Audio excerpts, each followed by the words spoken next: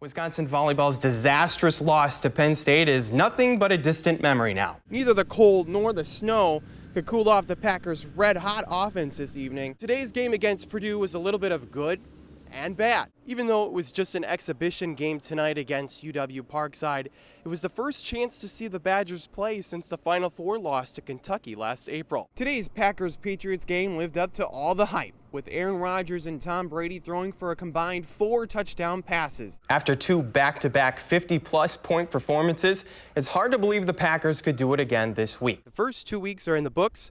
The Badgers have a bye week before returning here against Bowling Green. In Camp Randall Stadium, Eric Jacobson, Fox 47 Sports.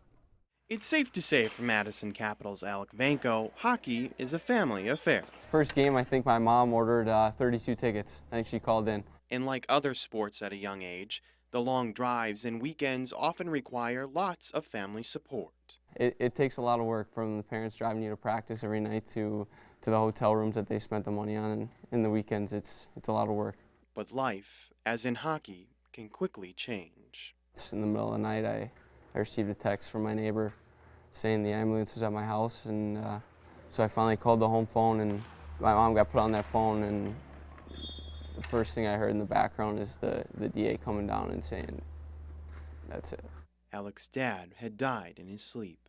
He was 55 years old. But instead of quitting the sport he loves, Vanko continues to keep playing for his family and his dad.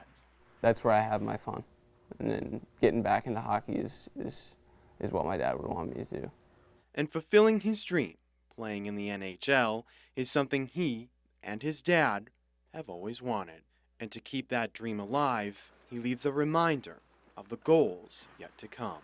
Before every game, I leave an extra ticket, one for my dad, just so he always knows that he can have that spot, but I know he's watching from up above. In Madison, Eric Jacobson, News 3 Sports. Well, just 2 weeks ago, the sky was falling for the Packers. But after blowout wins against the Bears and Vikings, all is well again in Green Bay. Standing in their way of a 4-2 start are the Dolphins. To Sun Life Stadium in Miami we go for this one. We start with the Packers' first drive, and Aaron Rodgers making it look really, really easy. The pass to Jordy Nelson is perfect, and the Packers go up 7-0.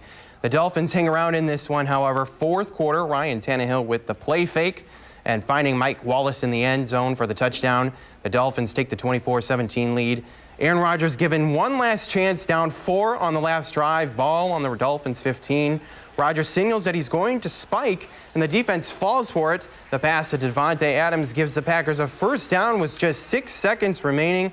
That is all that Rodgers needs. The pass to Andrew Corliss is good. The Packers win 27-24. Sadly, Melvin Gordon's record-breaking performance last weekend against Nebraska was broken just 1 week after it was set.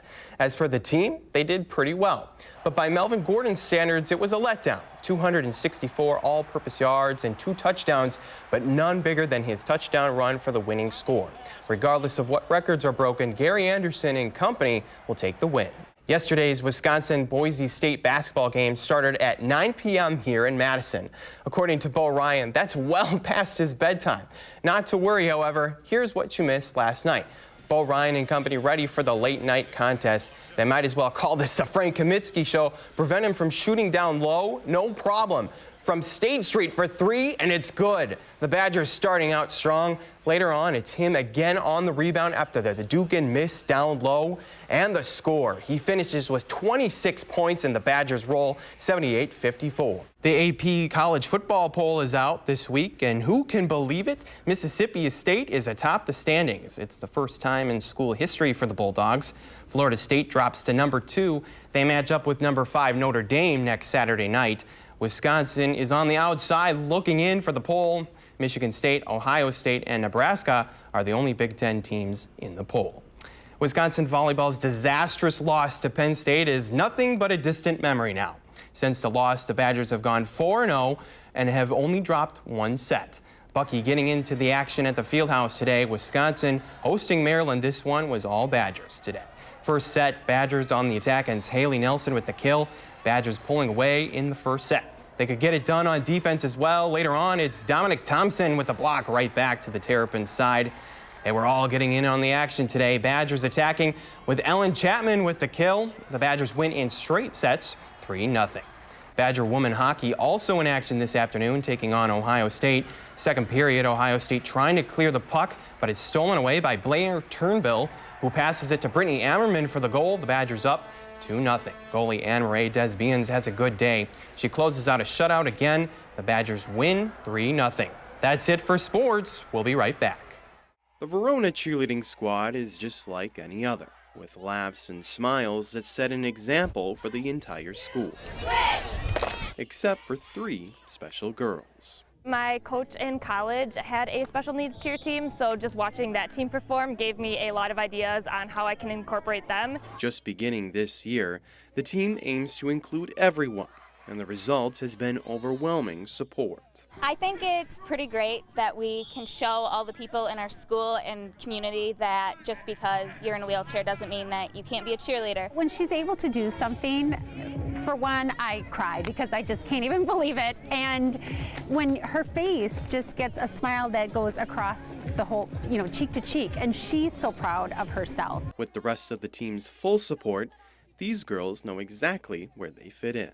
Talking to friends, not being home alone, and being bored, not doing nothing.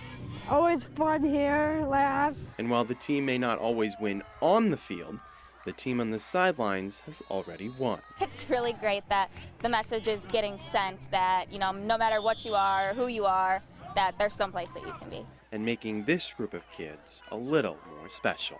Hello. In Verona, Eric Jacobson, News 3 Sports. Your first time is thrilling.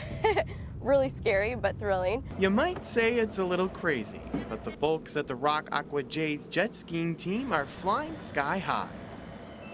Over water, of course, on skis. You have to be both strong physically, and also what people don't know is you have to be pretty strong mentally. Imagine going to the gym and standing under 1,000 pounds.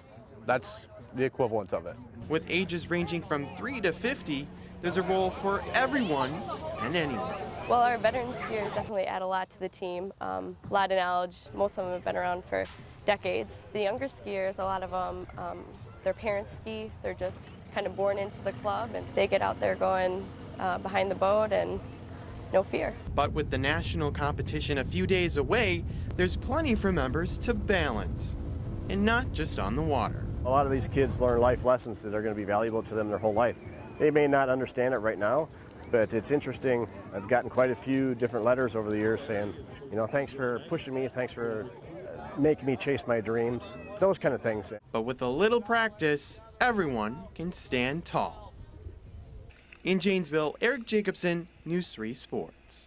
They don't look like your typical athletes, but don't tell that to these group of kids. Yeah, in my mind I treat it like a sport, but instead of using brute strength like in football, we use our minds. Janesville Parker's Rockin' Robots team does everything a sports team does, even down to the game their robots play. You work as a team, as a well-oiled machine, and it takes a bit of skill to be able to do that and be that fluent. You have to have a game plan. After advancing past the first round of the robot competition, the team headed to the Edward Jones Dome, home of the St. Louis Rams. It was crazy. It was playing in an NFL stadium. We're used to playing on one field in just a corner of a stadium, and now we have 5 or 6 fields in a big NFL stadium. And like a Super Bowl, a little halftime entertainment as well. will.i.am performed at a halftime show. It was breathtaking for me. But like any other athlete, this team is playing for more than just a competition. It's also an opportunity. But there are $25 million in scholarships to different universities. Yes, we're going against teams, but we're an alliance together. It's not really about competing, it's about, learning it. And while you might not see them on a basketball court, this team is lighting up the competition. In Janesville, Eric Jacobson, News 3 Sports.